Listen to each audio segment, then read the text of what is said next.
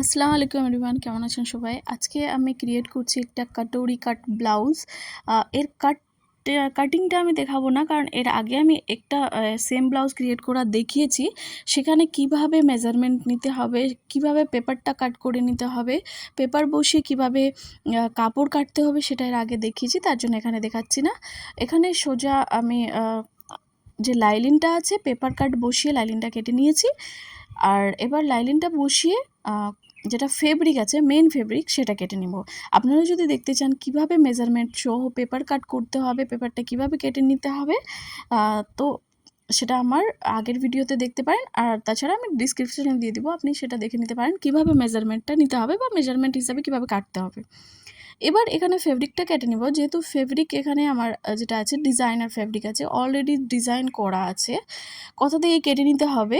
এবার হচ্ছে যেভাবে ডিজাইন করা আছে, বডির মাপ যেটা আমি বানাবো সেটা তো সেম নেই, তো ওই হিসাবে বসিয়ে একটু অ্যাডজাস্টমেন্ট করে নিব। এবার সামনের পার্টটা কাটতে হচ্ছে ডিফিকাল্টি, যেহেতু এখানে যে মাপ দেওয়া হয়েছে আর আমি যে লাইলিনটা কেটে নিয়েছি সেই মাপের তো একদমই হবে না, কোনো মতেই হবে না, কারণ সামনে অনেক ডিজাইন হবে, প্লাস হচ্ছে কাটুরিটা বানানো হবে বলে একদম ডিজাইনটা তো কেটেই যাবে, বাদ চলে যাবে পুরো, কারণ এক্সট্রা ফ্যাব্রিক অনেকটা নিতে হয়।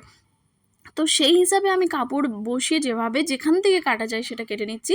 লাস্টের এই পার্টটা কাটার জন্য যেহেতু পুরো ডিজাইনটা আমার আসছে না, তো যেভাবে ডিজাইন যতটুকু আসবে সেভাবে নিয়ে নিব। বাকিটা প্লেন ফেব্রিকে আমি অ্যাকচুয়ালি আমার দরকার যেটা কাপড়ের, সেটা আর ম্যাটার সামনের ক্ষেত্রে করবে না যে আমার পুরো ডিজাইন আসছে কিনা। একটা পার্টে পুরো ডিজাইনটা আসেনি। এবার এখানে হচ্ছে আমি স্লিপের মাপটা নিয়ে স্লিপটা কেটে নিব। স্লিপে যেহেতু ডিজাইন করা আছে, তো এই ডিজাইনটা শুধু মিডিলে আসবে, দু সাইডে প্লেন থাকবে, দু সাইডে আসবে না, বাট মিডিলে আসবে, যেটা সামনে থেকে লুক খুব সুন্দর আসবে। নিচের দিকে প্লেন থাকবে, যেখানে কাপড়ে, কারণ ডিজাইনটা অল্প একটা সীমিত জায়গায় দেওয়া আছে, কিন্তু সামনে থেকে লুক অনেক সুন্দর আসবে। লুকটা আপনি শেষে গিয়ে দেখতে পারবেন। এবার এখানে দেখে নিতে পারছেন যে আমি কিভাবে করে কেটে নিচ্ছি। এই যে পার্টে আমার ডিজাইন আসেনি, সেই পার্টটা আমি প্লেন জায়গায় বসিয়ে কেটে নিব, যেটুকুতে ডিজাইন আসবে সেইটুকুতে, কারণ এক্সট্রা ফেব্রিকও তো নেই, অনেক বেশি ফেব্রিক নেই। একটা এরকম ডিজাইনার ফেব্রিকে কি থাকে, লিমিটেড ফেব্রিক দেওয়া থাকে, যেহেতু ওরা ডিজাইন দিয়ে দেয় ওই হিসাবে ফেব্রিক দেয়, এক্সট্রা দেই না। তো আমার যেভাবে কাট হয়েছে সেভাবে কেটে নিয়ে নিয়েছি, আপনি এখানে দেখতে পাচ্ছেন। এবার 3টে পার্ট, কারণ প্রত্যেকটা পার্টে আমাকে এক্সট্রা ফেব্রিক নিতে হয়েছে, সে কারণে ডিজাইন এখানে পুরো কাটা চলে যায়। এবার আমি সেটাকে জয়েন্ট করে নিব। আপনাদেরকে এর আগে আমি দেখিয়েছি যে কিভাবে ফেব্রিক কাটতে হয় পেপারে বসিয়ে, সেটা আপনারা আমার যে আগের কাটুরি কাট ভিডিও যেটা দেওয়া হয়েছে, সেটা আমি ডিসক্রিপশনে বা রিলেটেড ভিডিওতে আমি সেটা দিয়ে দেবো, আপনি ওখান থেকে গিয়ে দেখে নিতে পারবেন কিভাবে মাপ নিতে হবে। আর পেপার যেটা আমি প্যাটার্ন পেপারে কেটেছি, প্যাটার্ন পেপারে কিভাবে এক্সট্রা মার্জিন রেখে লাইনিংটা কাটতে হবে সেটা ভালোভাবে এক্সপ্লেন করা আছে, সেটা দেখে নিতে পারেন। এবার আমি এটাকে পুরো একের সাথে এক যেটা যার সাথে জয়েন্ট করা হবে সেটা করে নিব। আর জয়েন্ট করে নিয়ে এটা রেডি হয়ে যাবে। তো আপনারা এখানে দেখতে পাচ্ছেন। এবার আমার পেজটাকে প্লিজ যারা নতুন আছেন তারা সাবস্ক্রাইব করে নেবেন। ভিডিওগুলো কেমন হচ্ছে অবশ্যই কমেন্ট করে জানাবেন।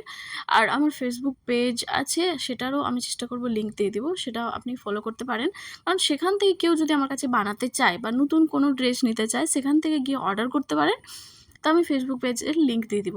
সেম ভিডিওটা ফেসবুকেও পোস্ট করব, যারা ফেসবুকে আছেন ওখানে প্লিজ ফলো করে নেবেন।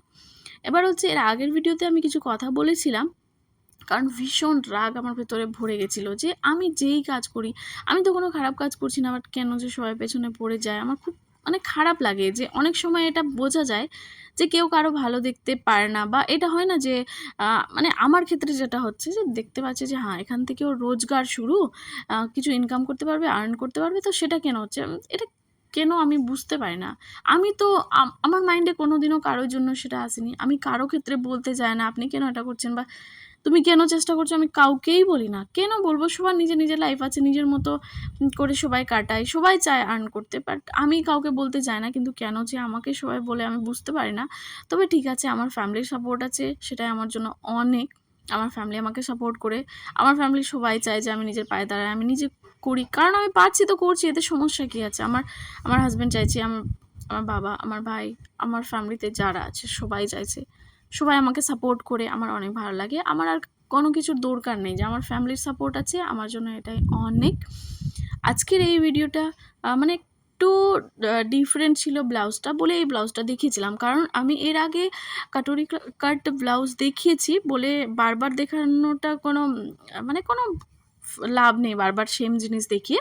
তো এটা দেখানোর রিজন হচ্ছে যে এটা ডিজাইনার ফেব্রিক ছিল, ফেব্রিকে ডিজাইন করা আছে, গলা কতটা নিতে হবে পুরো দেওয়া আছে যে কতটা লেন্থ নেওয়া যেতে পারে। এবার যতটা পেছনের যে পার্টটা বানানো আছে সেখানে গলা যতটা দেওয়া আছে তার কম যদি গলা নিই তো এক্সট্রা ফেব্রিক উপর ডিজাইনের বাইরে কিছুটা দেখা যায়, সেটা দেখতে ভালো লাগে না। এবার সামনের পার্টে যেহেতু পুরো ডিজাইনটা আসেনি তো সেটা কাভার থাকে, যেহেতু আমরা শাড়ি পরি ব্লাউজের উপরে তো সেটা দিয়ে কাভার হয়ে যায়, সেটা দেখা যায় না। তো সেখানে ম্যাটার করে ফিটিংসটা, সেখানে ডিজাইনটা সামনের দিকে ম্যাটার করে না, ডিজাইন ম্যাটার করে ব্যাক সাইডে আর স্লিভে।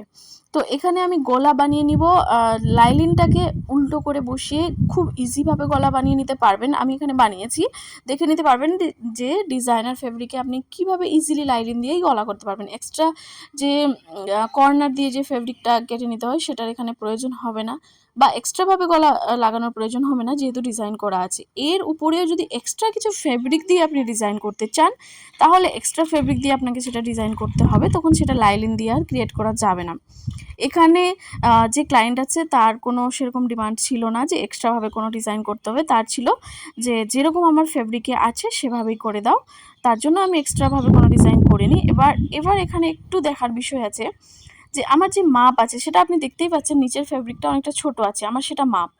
এবার ডিজাইনটা একটু বেশি লেন্থ আছে, তো আমি সেই লেন্থটাকে এখানে দেখতে পাচ্ছেন যে নিচের ফলের মতো একটা ডিজাইন করা আছে না, সেটা কেটে বাদ দিলে কিন্তু দেখতে ভালো লাগতো না। তার জন্য সেটাকে আমি মুড়ে দিয়ে একটা সেলাই লাগিয়ে দিব যেন ডিজাইনটা আমার থেকে যাক আর দেখতে সুন্দর, মানে লুকটা পারফেক্ট আসুক।